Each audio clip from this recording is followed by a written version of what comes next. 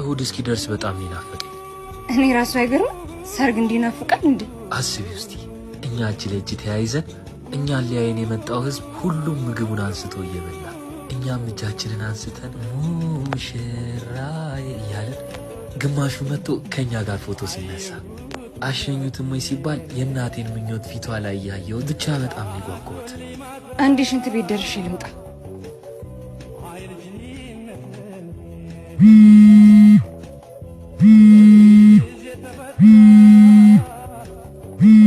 አሬ እኔ ቆንጆ በናፍቆት ልሞት ነው።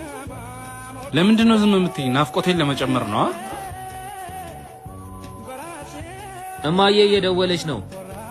እና ነሳህ? ምናልባት አንቺን ፈልጋ ሊሆን ይችላል ብዬ አላነሳሁት። ልትጨቃጨቀኝ ነው? እንኳን አላነሳኸው። አሁን ቅድም የጀመርክልኝ ጨርስልኝ። የተጀመረ ሁሉ እንደማያልቅ ዛሬ ገብቶኛል። ማለት ከአንቺ ሌላ ሴት ያለ እስከማይመስለኝ ድረስ ወድጄሽ ነበር። ካም በኋላ ፈጣሪ ምን ብዬ እንደምጠይቀው ታውቂያለሽ?